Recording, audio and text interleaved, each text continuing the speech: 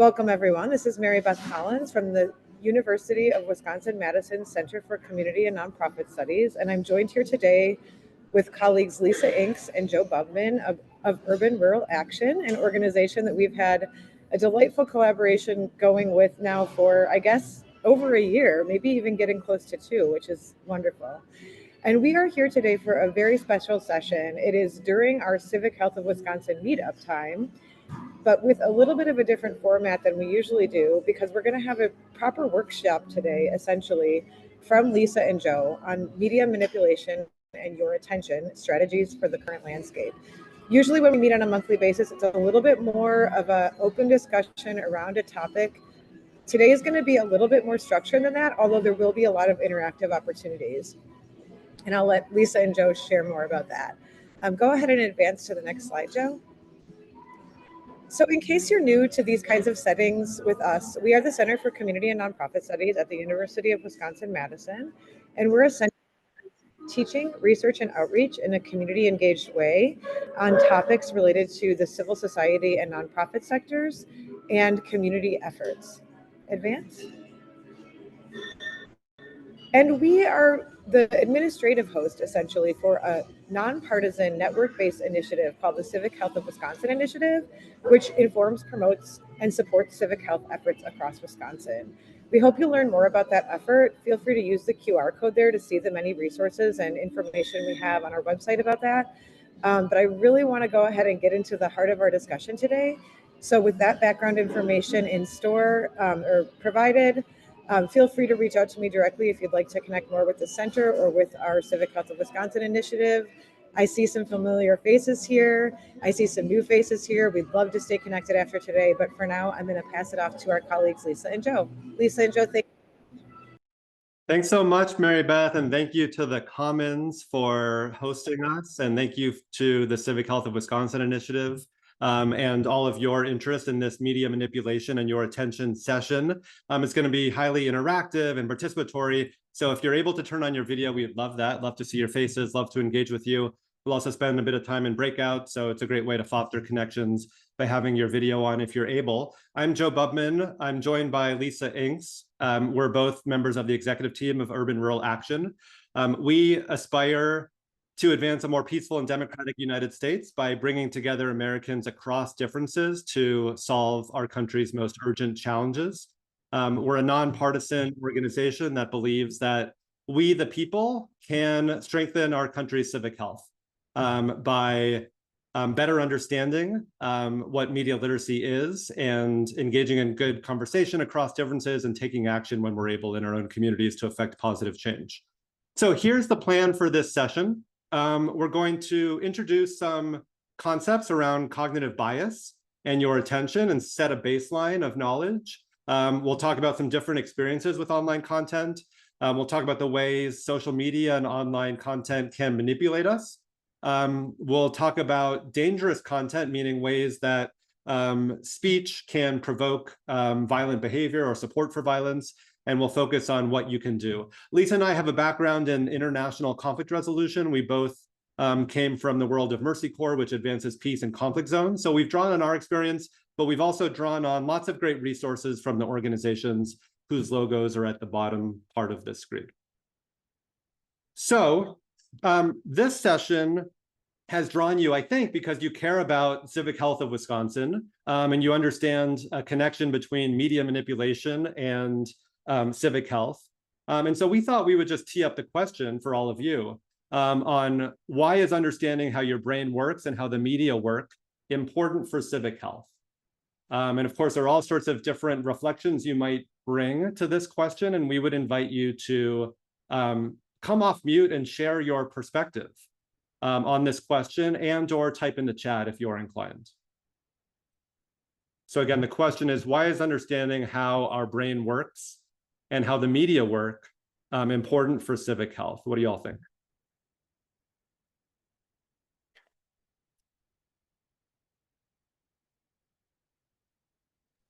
I mean, I think understanding more about how the brain works is really good for understanding just kind of a lot of things about the current political climate and what's going on, as well as kind of some of the things behind like why people will become more entrenched in views if they're challenged in certain ways versus other ways.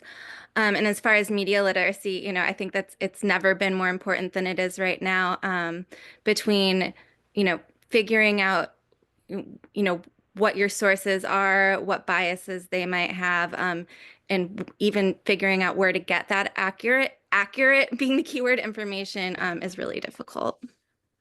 Yeah, thanks, Jamie. You've highlighted some really important dynamics. One is that civic health depends on having factual information that we can use to motivate action, and knowing where to find that factual information is really important. Also, civic health depends on influencing and communicating with other people. So understanding what leads us to get entrenched, to use your word, is really important. Thank you for that. Let's look at the chat, and looks like we also have Gail saying it's important to be skeptical of posts you agree with, because we have this confirmation bias. So I appreciate that, which we'll talk about. Ben says it leads to greater self-awareness, as well as helps you understand why those around you may be reacting differently to current events. Yeah, excellent. Civic health is also about working with people who are different from you, and a lot of online content creates this us versus them dynamic. It can exacerbate societal divisions and divisions across social groups. A lot of social media and online content also plays on our fears, which is a really strong emotion that can lead to destructive behavior.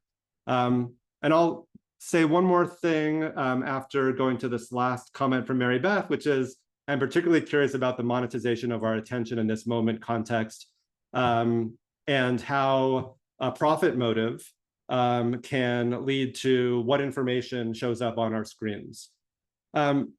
Chris and Macion say, understand how we, the people, may be manipulated by others seeking power. Right, so there are all these different motivations. At the World Economic Forum last year, there were 1,400 security experts who said that misinformation and disinformation represent the greatest global risk, above war, above extreme weather, above inflation. So we're not unique in seeing this as a big problem. There's recognition across the board that this is something we need to better understand and take action on. So Lisa and I thought that a good way to start this session is just sharing some different experiences we may have had with online content and its efforts to manipulate us. So what you're seeing on the screen are 4 common tactics. There are an infinite number, but here are 4 common tactics that we see starting on the upper left-hand corner. Tactic 1, they, meaning whoever is sort of promoting information that shows up in front of us, they make big promises without providing evidence. Tactic 2, they reduce people to good and evil. Tactic 3, they try to sway you with what seems friendly or popular. And tactic 4, they present incomplete facts. So what we'd like to do right here at the Civic Health of Wisconsin Initiative and at Urban Rural Action at the Commons, we like to promote conversation and connection. So we'll move into breakouts for the first of 3 times during this session. And what we're going to do here is just share experiences across a group of 4 with these types of tactics. And what we'd like to ask you, and Lisa's going to put these questions in the chat, is what manipulation tactic did you experience? Maybe this is something you fell victim to, or you saw a friend or a family member fall victim to. What was the topic? How were you or the person feeling at the time? And what was the appeal of the content? Thank you, Lisa, for putting those in. So we'll have about 7 minutes. Feel free to introduce yourself to your fellow civic health promoters. And then we'll come back, do a quick debrief, and move on. So 7 minutes for breakouts. Any questions before we move you into a breakout room? Okay, we will see you back here shortly. Welcome back, everyone. I know we're waiting for a few additional folks to rejoin us. I hope those conversations were interesting and that you had an opportunity to connect with your fellow civic health promoters. So we'll just give folks a little bit more time to rejoin us.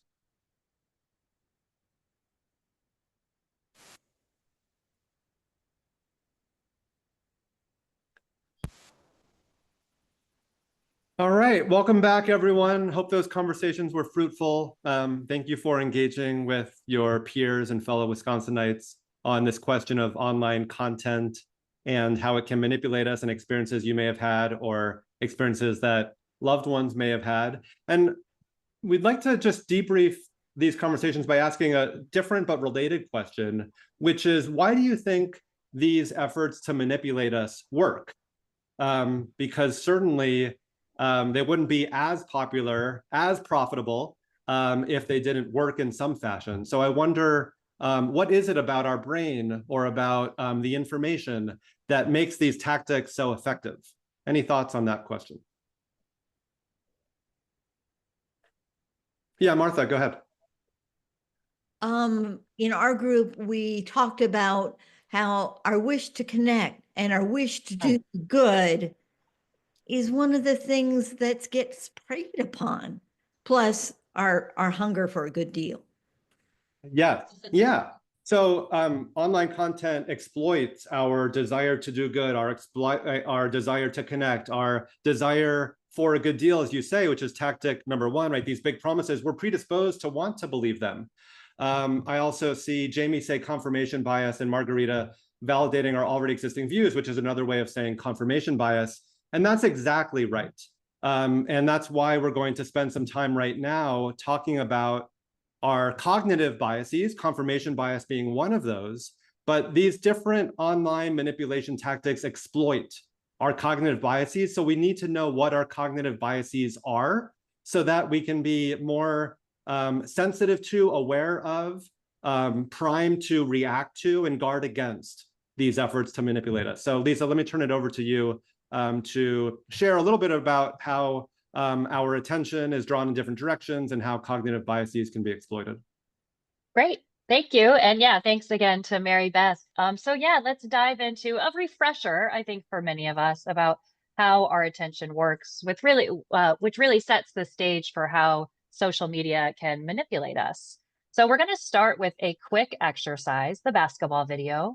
You have one task. There's no sound on this video, so we're watching in silence. Your task is to count the number of times that the players who are wearing white pass the ball to each other. And try and keep a tally, because I'll ask people to share at the end how many passes you counted.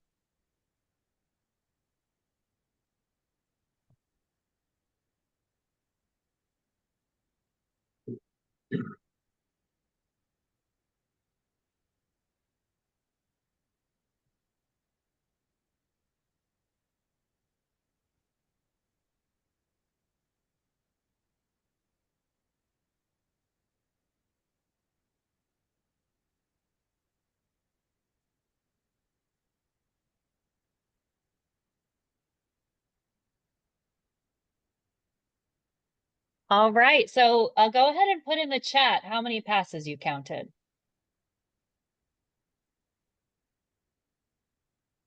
All right, Beatrice, you're on. Okay, we got 11, 13, 14, 15, 9, 14. Okay, so a lot of counts sort of in the low teens. So here is the correct answer. It is in fact 15. Now, who saw the gorilla? Okay, we got a few hands raised. I'm going to play it again in case you missed it.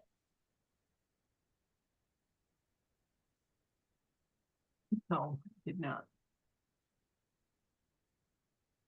Oh.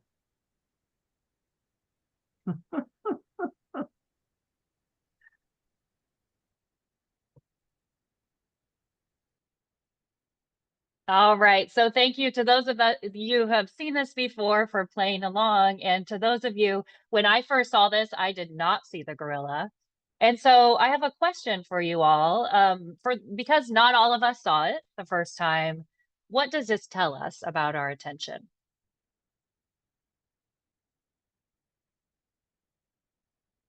Feel free to come off mute and jump in. Yeah, I think obviously if we're focused on one thing, it's harder to notice other things.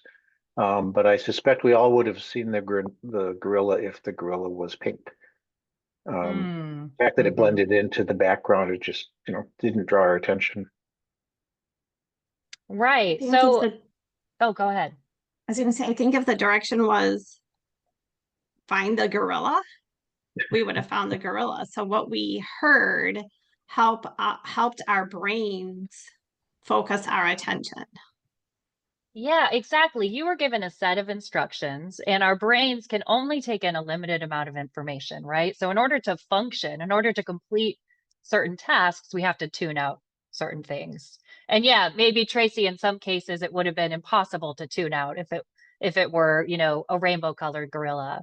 But in this case, many of our brains were able to tune out this gorilla right in the middle, which just reminds us that in order for our brains to not get overwhelmed, we use these cognitive shortcuts that can also leave space for big lapses in what we see. Oops, sorry. So this gets to sort of an overview of our attention, one of our most valuable resources. So as we saw from the basketball video, our brain uses selective processing to zero in on a subset of information. So we're not distracted by the hum of the refrigerator or the chirping of the birds or all of the colors in our field of vision. So we can go about our daily lives. And that means we filter out other things. And that opens the door to some downsides and some biases. So cognitive biases, which I think many of us are familiar with, is kind of a fancy way of saying these processes our brain uses to draw conclusions based on faulty reasoning. There may be good evolutionary and biological reasons to do this, and they make us vulnerable. So how many cognitive biases do you think there are? Anyone want to venture a guess? Over one's lifetime, or how many types of cognitive biases are there? 5. 5. Okay. Neuroscientists have actually counted 188 known cognitive biases. And we're not going to obviously get into all of these. Infinite, I like that, Alex. We're not going to get into all of them, but they are grouped into certain categories to help us function. So, for example, some of these biases help us favor simple options over complex, ambiguous explanations or options. Others enable us or encourage us to fill in information based on stereotypes or generalities, or they enable us to notice things that we're primed to notice because we hear it a lot, because we just saw it, etc. So we're going to dig into some of the ones that are most relevant for the way we consume media. And these are sort of cognitive biases in our daily lives, and we have been vulnerable based on them to all kinds of media since the beginning of time. And social media is sort of particularly engineered to exploit them. So here's one. There is a fact that ice cream sales and drowning deaths rise and fall at similar rates throughout the year. So that must mean that ice cream causes drowning. Now, what's wrong with this conclusion? I eat ice cream and haven't drowned yet. Yeah, exactly. So it can't be that ice cream causes drowning. Our brains like to make sense of things. They like to create narratives with cause and effect. And in fact, what's happening, of course, is that in the warm summer months, ice cream sales go up.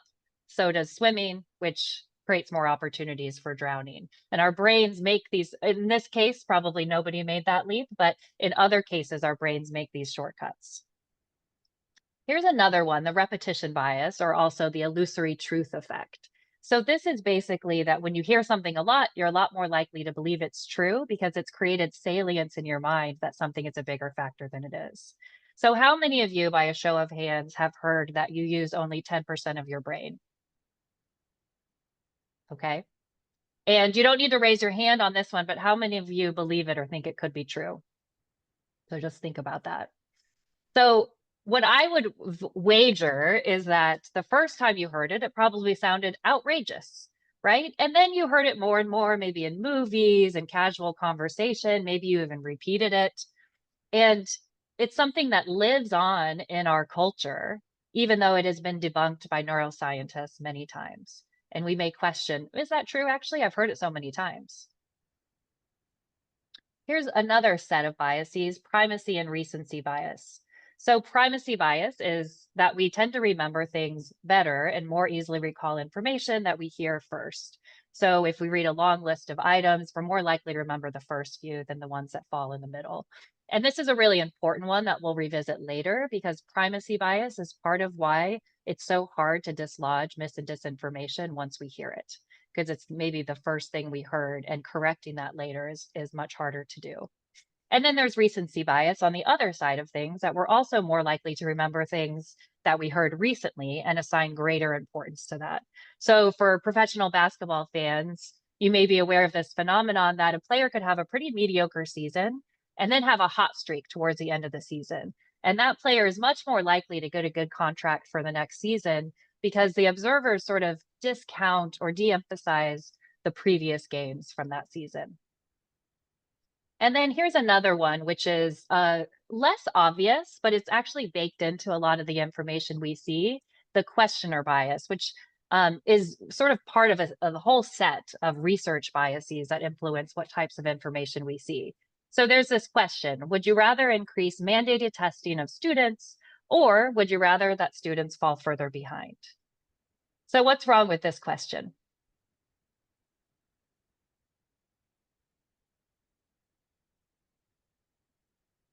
Oh, come on. One doesn't necessarily relate to the other. I mean, more testing does not keep students from falling behind. Right. It's sort of there with the correlation and causation business. You're saying A, Yeah, exactly. B, and it's not A, therefore B. Mm-hmm. The researcher has created this false dichotomy, right? That would lead you, well, of course, I don't want students to fall further behind. And if a poll is based on this sort of question, or other research is based on this sort of question, we see the results and we don't see some of the faulty ways that that information was produced. And we see, information that's based on these sorts of biases all the time. And then finally, the mother of all biases, which you have all already referenced when it comes to our social media use, which is confirmation bias. And this is basically, confirmation bias is when someone intentionally or unintentionally, often this happens unconsciously, seeks out or overemphasizes information that already supports your beliefs, and you dismiss or diminish the importance of other viewpoints. So I'm going to share an example. This is from a couple weeks ago to try to understand this or prove this point a little bit better. This is, I used a Google search, so we're not even talking yet about social media, but I wanted to ask a question about the effects of fluoride in our drinking water, which is a timely question right now. So I put this into the Google taskbar. The risks of fluoride in the water are minimal, right? And what you're seeing here are 3 of the top 5 hits that I got. So they emphasize largely unfounded fears, no detectable cancer risk, some of the benefits in reducing cavities. And then 2 minutes later, I did a different search. Why fluoride in the water is bad for you. And these are 3, again, of the top 5 hits. The truth about fluoride, the harms in high doses, the connection between fluoride and neurodevelopment processes. So even I was surprised at how different these Google search results were based on the way I worded a question.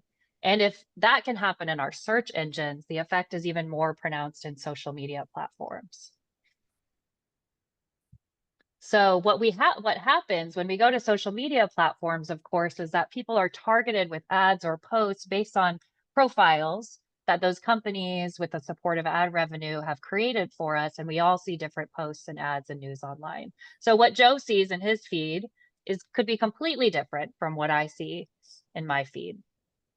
So let's digest this a little bit. Here's a little quiz. So it's a lot of text. I apologize. I'll just give you all a minute to read it. And the question is, which of the following situations suggests confirmation bias through social media? So I'll let you read through it, and when you think you know the answer, go ahead and put it in the chat.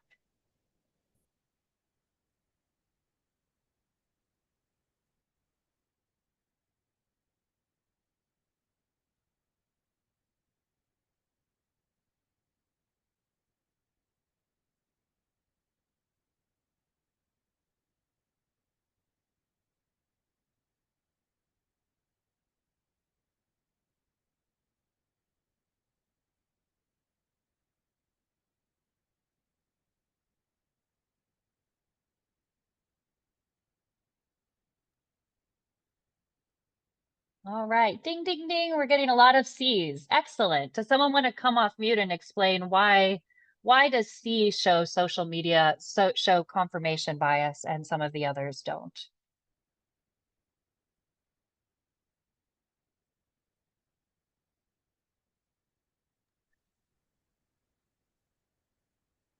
C does because it's on social media and just hearing the little blurbs that people put out. There's no real research or analysis going on.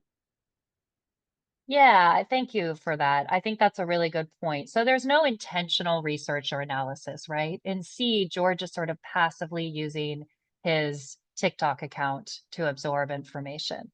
And in all of the other ones, Jasmine, Jackson, and Carlos are sort of actively seeking out information from a variety of sources, whether those are different types of social media platforms or different types of media altogether. So also, doesn't your TikTok account show you things related to or connected to other things that you've looked at before, so that it keeps reinforcing the same messaging? And so if you've responded to it or interacted with it, you're more likely to get the same, something along the same lines. Absolutely. So, right, if you stick just to one of your platforms like TikTok, which is particularly uses this algorithm process, to a great extent, then you are only seeing content that the algorithm has decided aligns with your views, that you're going to enjoy, that is going to make you want to keep scrolling, right? And so that means you are not seeing other types of viewpoints, information that may challenge your existing views. Yeah, thank you so much, Deborah. So why does this happen? I think we all have a basic understanding of the attention economy, and we're just going to level set a little bit. So there's sort of a cycle that happens, the cyclical economy, where we move our eyeballs or we click on different things. That becomes monetized because advertisers pay for data that help them to produce more highly tailored content and more personalized experiences that keep us coming back for more engaging content in this sort of never-ending cycle. And I think, as we all know, if you are not paying with money, you are paying with your attention, right? There is a financial exchange happening. And then, so why is this so pernicious? So part of it is because what social media companies have figured out is engaging content. So the way it works is they sort of hacked our brain's reward system. So you start with positive feedback. That leads to a hit of dopamine in our brains that makes us want to keep staying on the platform or come back as soon as we can.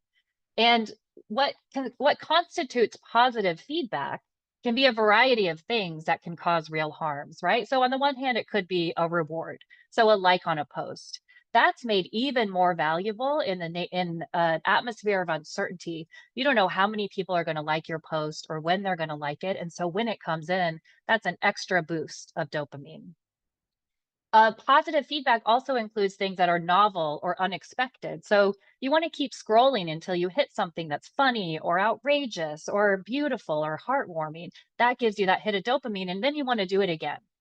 And then finally, unexpectedly, things that are controversial also provide us a hit of dopamine because it triggers our reward system by confirming our outrage, which in turn kind of confirms our position in our in-group, right? It confirms that our beliefs are correct. We feel rewarded. We want to keep feeling that sense of outrage and self-righteousness. And even without algorithms, we would do this on our own because this is a natural human process. But the algorithms make it so we basically have to make no effort at all. And all of the biases we've talked about are sort of biases that exist in an ideal scenario, in an ideal state of our brain. But there are a lot of external and internal factors that can make our attention even more vulnerable to biases and even more vulnerable to these social media manipulations. And those are stress, poor mood, and threat. And the unfortunate truth about it is these could be internal things. Maybe your job is really busy. They could be external things. Maybe there's a moment of political upheaval or recession that's making a group of people stressed out. And then the social media content itself can induce these emotions by preying on and exacerbating that sense of what's going on in the world, which then makes you have less willpower to get off and makes you more vulnerable to what's coming next. And so we're going to end each section with just a quick little snapshot of how to avoid these pitfalls. And when it comes to these cognitive biases we've mentioned, one thing we can all do is pause and reflect. So when you have an emotional reaction to something you're seeing online, you can pause, kind of understand your reaction and awareness, try to figure out why it's happening and investigate further before sharing something that just caused you outrage, right? And the other thing is just generally to embrace the mindset of a critical thinker. And this means, from the quiz, doing what A, B, and D did to sort of intentionally expand your media diet, seek out, proactively seek out news sources. And Joe's going to talk a little bit more about that when it gets to some of the specific manipulations. So I will hand it over to you. Great, thanks, Lisa. Yes, so let's talk about specific examples of online manipulation, what it looks like in practice. So the first thing we want to start with is just some basic definitions that get at the distinction between misinformation and disinformation. So misinformation is false information distributed by those who are unaware that it is false or misleading. The intent is not to harm, but still the effects may be harmful. Disinformation, on the other hand, is purposefully fabricated or manipulated content, such as spreading of rumors, writing fake news, or distorting images. So in both cases, false information is spread, but the key distinction is intent. In the case of misinformation, it's not the intent. And in the case of disinformation, it is the intent. So why might people spread false information? There are different motivations. So let's start with money. And I want to talk about one of the recent phenomena when it comes to spreading false information. So one way this plays out is to think about, there are sites that plant fake stories. These are called seeders. And then there are accounts that spread false information. Those are called spreaders. And this happens around the globe, but particularly in lower income countries where young tech-savvy men are struggling to find economic income generating opportunities, they create these social media accounts that are mostly benign to start. They generate lots of followers by posting about football and about women who are perceived to be attractive. And once they generate over 100,000 followers, they sell access to the seeders to their account so that these malicious actors are able to plant false stories on their account, and then those reach hundreds of thousands of people. And what's particularly challenging for those of us who are concerned about detecting false information is that these spreader accounts continue to post about football and such, but then they just work in these disinformation stories. So that's one example of how money plays out. I wonder if there are other sort of profit motives that come to mind for you and how that impacts the information that shows up on your screen. Any thoughts on that question? How else does money play a role?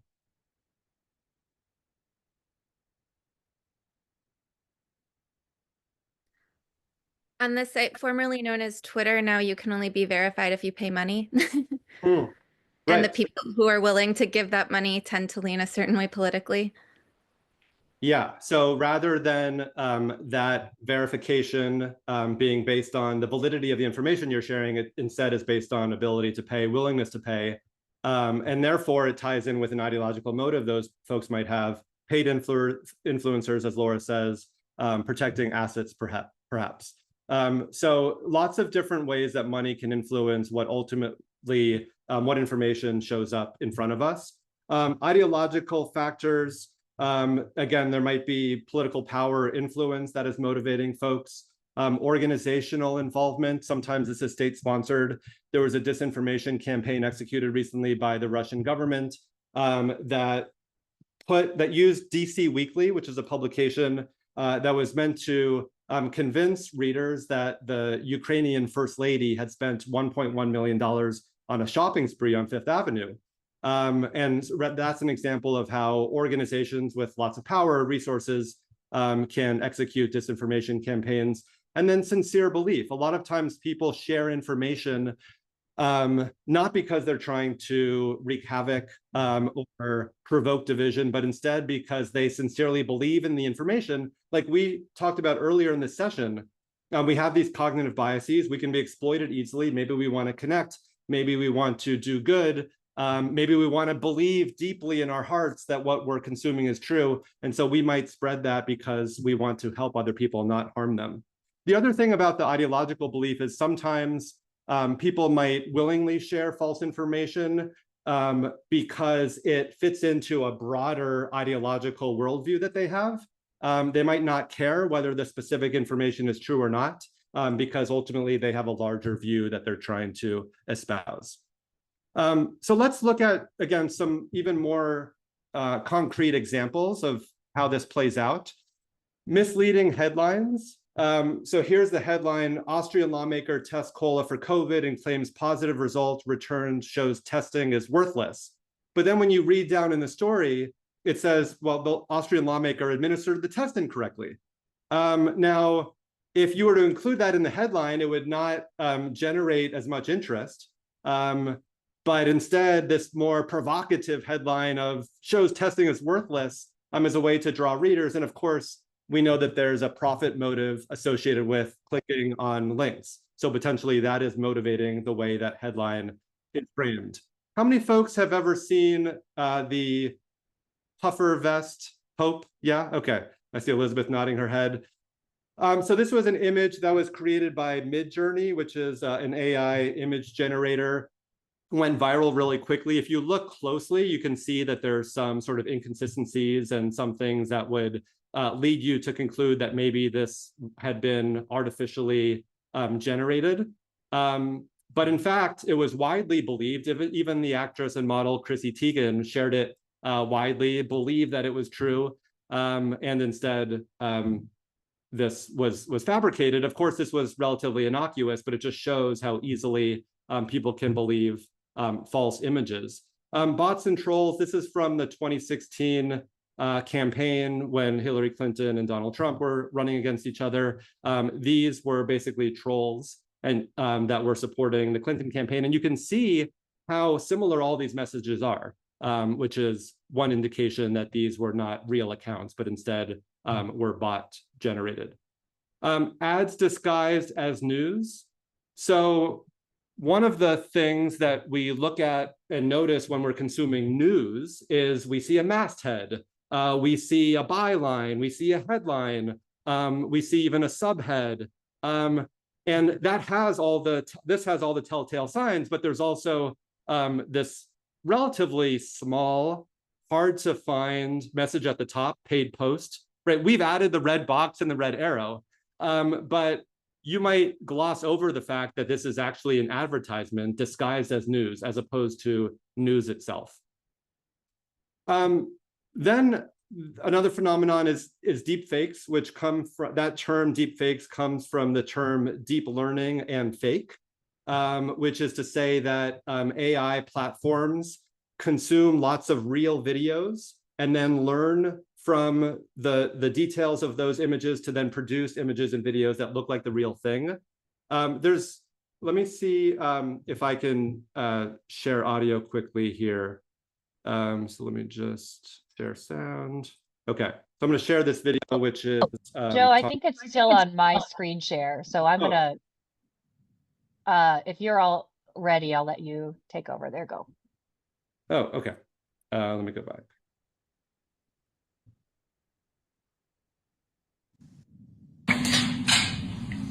I'm gonna show you some magic. It's the real thing. I mean, it's all the real thing.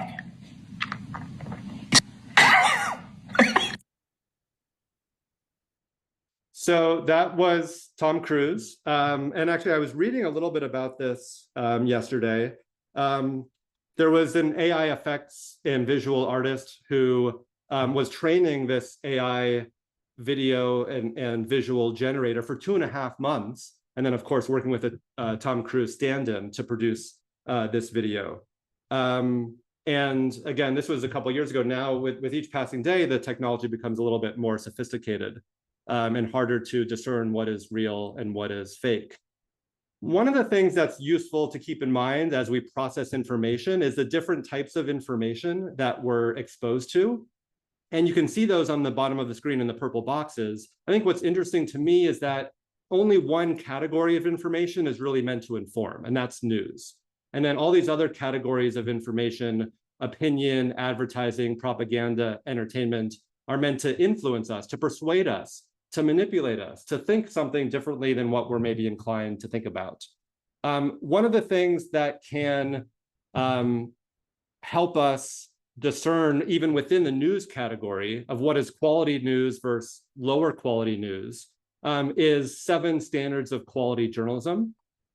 This is from the News Literacy Project, and it involves things like, does the news source use multiple credible sources, where different eyewitnesses, officials, and experts are interviewed and quoted in the stories? Is there an attempt to avoid bias? Is there documentation and evidence, facts, that support the conclusions that are being put forward in the news article?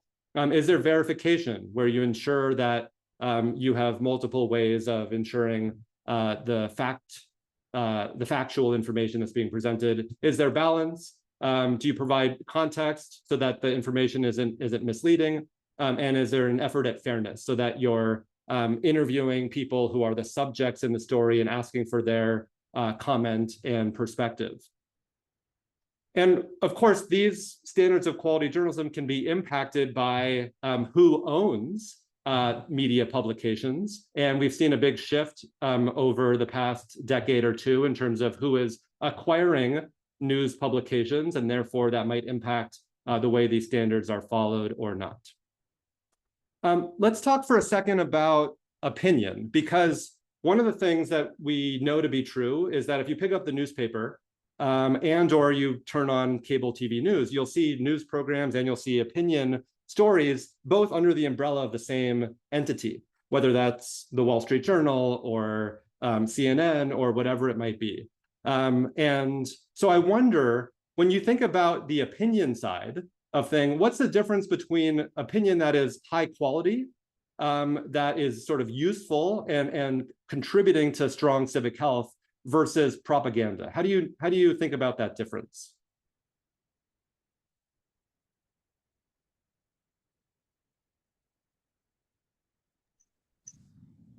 For me, I look for like the quality of content put forward. Like if it's an opinion, are they showing fairness, multiple sources, things like that? Yeah, multiple sources are one indication of fairness. Whether it's backed up by quality sources, Jamie says, yeah, that's right. One way we think about clearly opinion is that A, it's clearly labeled, so you know that it's opinion, it's an effort to influence as opposed to a news story, but also to the point that was just shared, there's evidence and sound reasoning, and it doesn't ignore opposing views. Whereas propaganda is meant to exploit our cognitive biases, it's meant to exploit our emotions, it's meant to minimize critical reasoning, and it sort of puts forward one view as the single truth and ignores any opposing viewpoints. So those criteria are helpful to keep in mind as you're trying to make sense of information that you consume.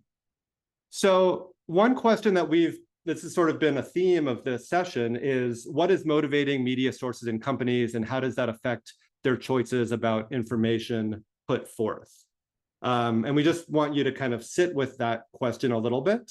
We're going to have an opportunity in just a few moments in breakouts to discuss how media sources and companies are potentially motivated by profit, and what other sources, what other considerations might be impacting the choices that they make in terms of information that is presented to us.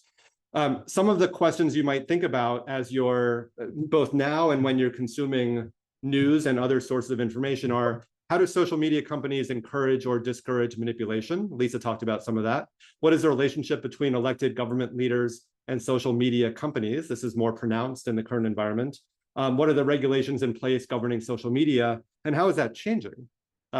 We've seen a bit of a sort of a trend towards deregulation in social media, fewer efforts to provide fact checks and other guardrails. So what we'd like to do now in small groups is invite you to think of a recent attempt at manipulation that you saw on social media, and share with your group, and then answer this question, which is, what is motivating media sources and companies, and how does that affect their choices about information put forth? So Lisa has put this prompt in the chat, so you can refer back to that even once you're moved to your breakout. We're going to go to the same breakout rooms that we were in before, so that you can continue to build connections with your peers and maybe continue the conversations that you started earlier in this session. Lisa, how much time will we have for this breakout? Let's do 7 minutes. Okay, 7 minutes. And Lisa, do you want to open up the breakout room? Yep. Okay, great. See you all back here in 7 minutes. And as a reminder, this is a 90-minute session, special session today. So we will be going to the bottom of the hour. Thanks for your active engagement so far. We're deeply grateful for it. So thanks for rejoining the main room. Thanks for rejoining the main room. So one thing we'd invite you to do as we transition out of those breakout discussions is to just share in the chat maybe one insight you gleaned from the conversation you just had on this question of what is motivating media sources and companies, and how does that affect their choices about information put forth. So if you would like to share in the chat one insight you gleaned or an insight that you had yourself, we would welcome that as well. And we'll come back to those reflections in just a moment. I see Anissa noting greed. Thank you, Joanna, for having been with us. And so I just want to, and again, we'll go back to the chat momentarily. I just want to close out, as Lisa has said, with some best practices, right? How do we avoid the following pitfalls of misleading headlines and manipulated photos of the Pope or of other political figures, or anyone really, that we might see? Bots and trolls, ads disguised as news, manipulation with the original source. Our advice would be to seek out high quality news sources. You can use those 7 standards of quality journalism we discussed. Be cognizant of whether what you're consuming is news. Is it grounded in evidence-based reporting, or is it information that's meant to influence? And if it's information meant to influence, does it look at multiple sources, multiple viewpoints? Is it based on some evidence, or is it propaganda that's trying to exploit an emotional reaction or a cognitive bias, where there's just one truth that's put forward? Reverse image search, which is putting an image that you come across on Google and seeing where it was generated from. And then lateral reading, which might be a new concept for some of us. So I just want to share a little bit of what that looks like in practice. Lateral reading means going outside of a source to verify its information. It's a way of fact checking and validating the sort of factual nature of information or the misleading nature of information. So rather than reading an article top to bottom, you would read sideways or laterally to fact check and seek more information. And this involves doing 2 things. Number 1, searching for articles on the same topic by other writers to see what other coverage there might be or not be. And number 2, search for other articles by the author of the main piece. This helps you determine an author's credibility, intent, and biases. And I'll just sort of offer my editorializing here, which is, this is a little time consuming. So it's not something that we're suggesting you do every time you read an article. But if you're coming across something that you have a healthy skepticism of, like this is something you've never heard before, sounds a little outlandish, this is a great practice for you to discern whether something is likely true or whether it's likely false. And then just going back to the chat for a second, Chris and Macy, on the same motivations, that we talked about earlier, the same motivations of media sources and companies: money, ideologies, belief, organizational backing, trying to achieve potentially some social or political outcome. Thank you for those great thoughts. So with that, we're going to turn to dangerous content, what are the real world effects of online manipulation? Over to you, Lisa. Great, thanks. So we're gonna talk a little bit about how these types of manipulations can lead to even more troubling developments, not just online but offline. And of course, we could spend days talking about, some of the mental health effects alone, right? So the effects on self-esteem and the contribution to isolation and addiction.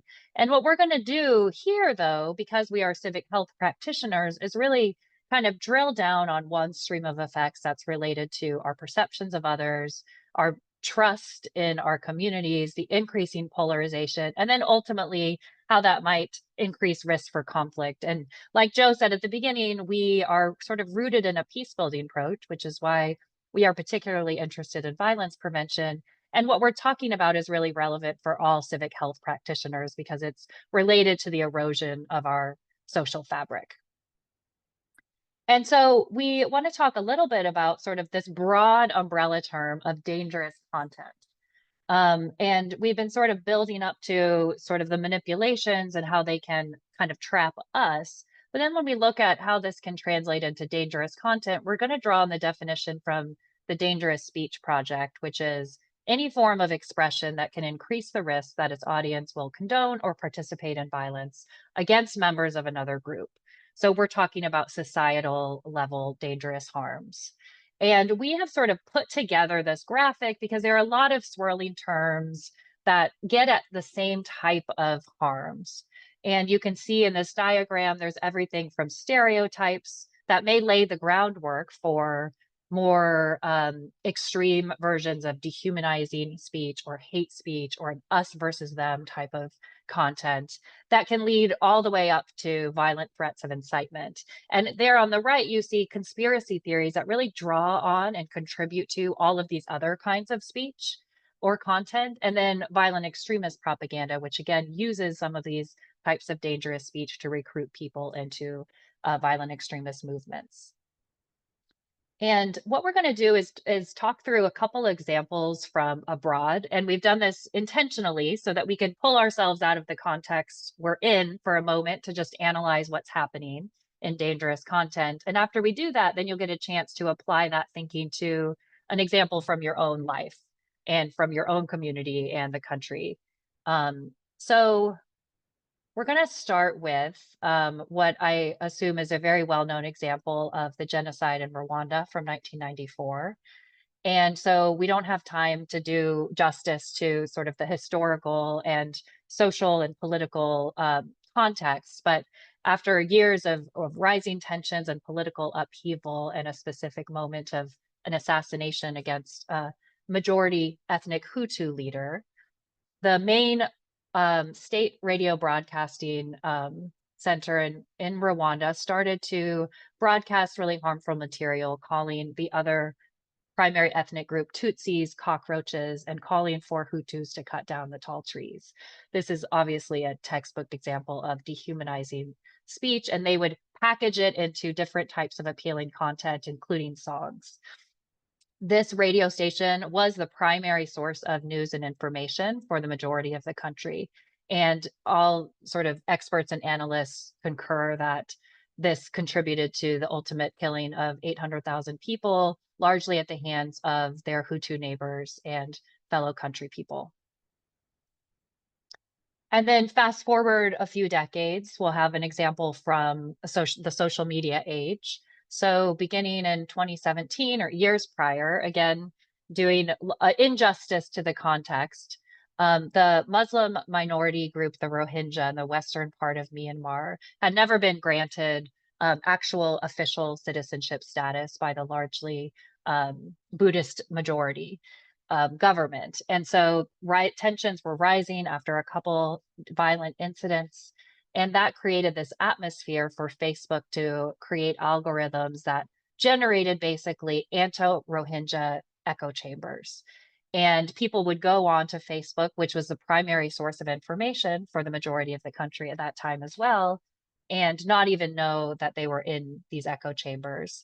And Again, using dehumanizing speech, calling this group of people dogs and invaders, heightening the threat level, really emphasizing the us versus them. This contributed to, by Facebook's own admission, this offline violence. And a very similar situation occurred a couple years later in Ethiopia as well, contributed to mass interethnic violence. And then the last example I'll share is going on all the time, and this is the use of violent extremist groups to recruit using social media channels. So in Britain, for example, you have a couple of neo-Nazi groups that are using Instagram in particular and other platforms to, they're proliferating conspiracy theories like white genocide and other forms of dangerous content to recruit people into their violent extremist organization. And of course, many years ago, the Islamic State sort of pioneered the use of social media and other media to recruit young people into their organization. So these are a few examples of extreme types of dangerous speech, and we see forms of it all the time. And what we'd like to know quickly from all of you is how many of you have ever seen any of these types of dangerous speech in your feeds directly. And I'm gonna, if Joe wants to pop the survey link into the chat, I am going to present this live poll so you all can respond to the question. Have you ever seen this type of dangerous content in your own feeds? Oh, and here I can, got it right there. Okay. Oh, thanks.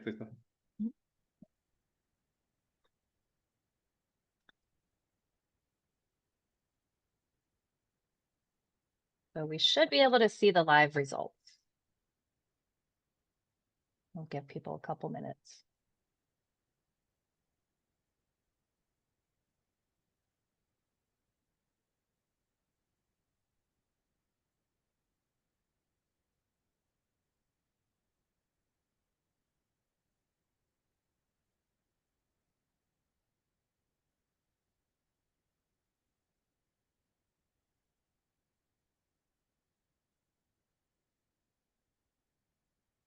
All right, so what we're seeing so far is a pretty overwhelming majority of people who have seen this type of content in your own social media experience. And yeah, it can be hard to be sure and kind of what you're seeing. And part of that is because one thing that social media is really good at is removing the context, right? We see specific posts without the context. And so what we're going to do next is spend a little time thinking about that context so we can sort of analyze what's going on. So thank you all for sharing that.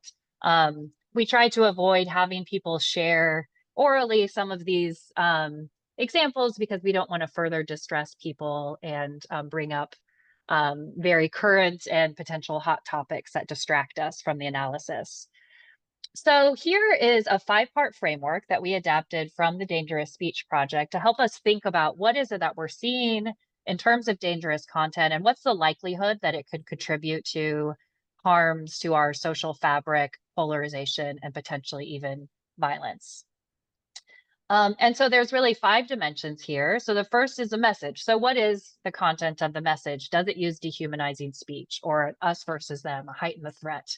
One really common feature of dangerous content is that it targets members of the in-group who try to speak out against some of that dangerous content and punishes people for dissenting. And then also a big red flag is, does it provide an easy answer to what is a really complex topic? The second category is a speaker. So it could be someone with influence or reach or someone anonymous who is getting, shared and going viral. What's the situation of the audience? Are they primed for violence? Are they under stress, have unresolved trauma? Are they fearful of other groups?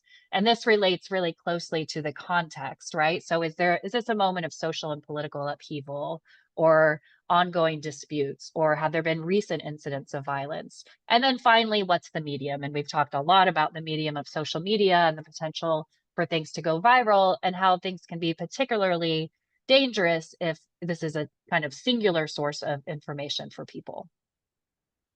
So we are going to pop you back into your small groups for one last time. And now you are welcome to and invited to think about an example, maybe one that you had in mind when you were answering the poll, whether you said yes or we're not sure, of your own experience. And if you haven't had it directly, think about things you have heard about in the news and in your community or in the country.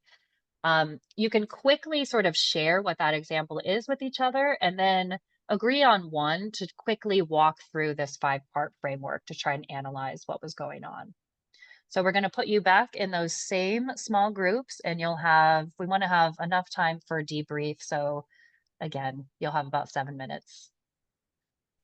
All right, welcome back, everyone. Back to the main room for our final moments of wrap up. So thank you all so much for engaging in that. I know some of this can be difficult content to talk about, and we really appreciate your engagement. And what we would like you to do is, feel free to share any reflections that, any interesting insights that came up in the plenary into the chat, and then we'll give you an opportunity to reflect in a minute. So the kind of best practices for avoiding being influenced by these sorts of dangerous speech really dovetail with what Joe has already mentioned in terms of considering the content's appeal by following that framework, right? Thinking methodically through what is happening and why, and making note of those context trends. Again, making up for what is lacking on the platforms themselves. We're going to talk a little bit finally about sort of how to be more proactive. So all of our best practices have really been focused on individuals, right? But you all are civic health practitioners with a lot more influence and ability to sort of curb the problem directly. So we're going to talk about measures we can all take first. And these are sort of the minimal actions that we can all do to avoid making the problem worse. So the first is not to amplify misinformation, right? So that means not sharing mis and disinformation, but screenshotting it instead so that you're not increasing the engagement and fomenting that attention economy.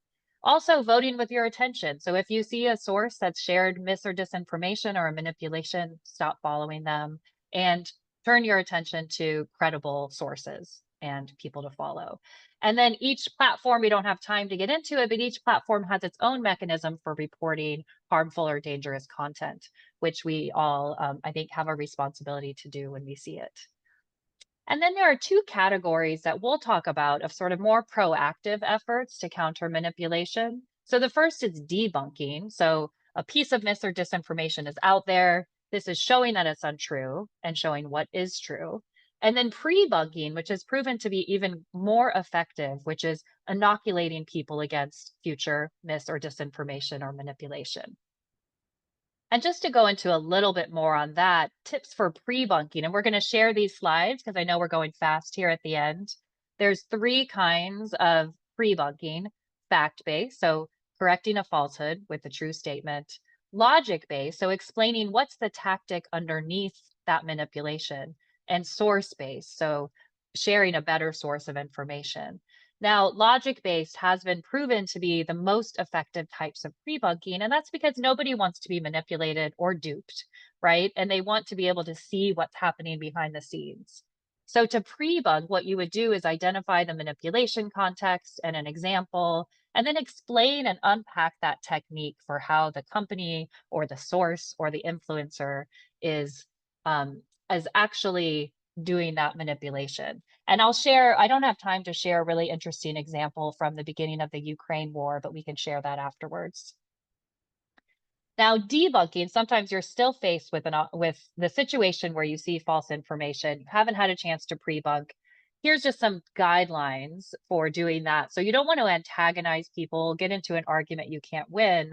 If you know the person, you can privately message them. If you don't know the person, you might replying in the thread, balancing against the risk of sort of increasing the popularity of that post, or taking followers to a new post where you share sort of the manipulation and what's going on in that. And again, it's important, as we know, and we talk with our sort of organizational participants and members, that people stay safe and only do this when they feel like they're in a position to do so. So I'm going to hand it over to Joe for the last couple of minutes. Thanks.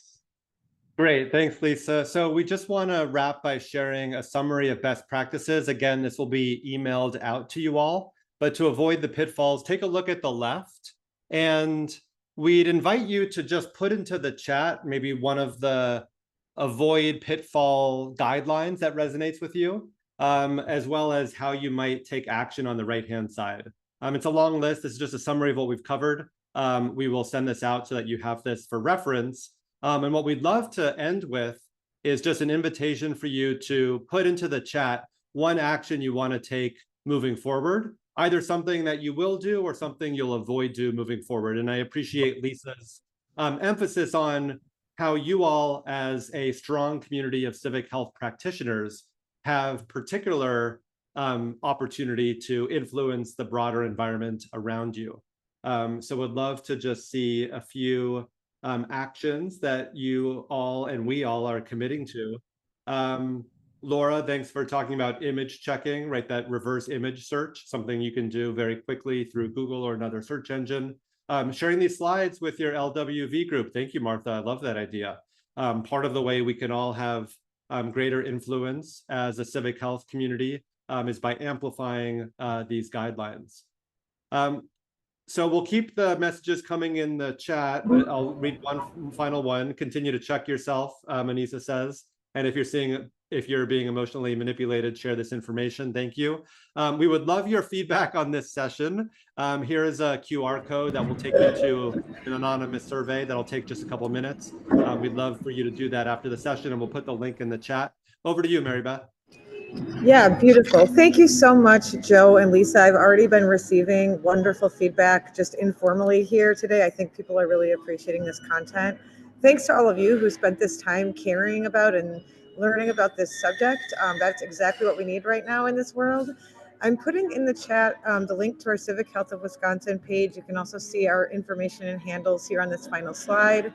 Do connect with us if you haven't already by getting signed up for the Civic Health Meetups. That is the list that we will use to circulate the video as well as the slides and the survey link after today. And it's a good way to just stay connected with this type of thing going forward. So good luck to everyone with their civic health endeavors and their media consumption. I will just offer one last thought from my own perspective, which is that I've really enjoyed having a ritual of my morning media consumption, whereby I take in, a very broad range of sources before I get on anything that's algorithmically driven.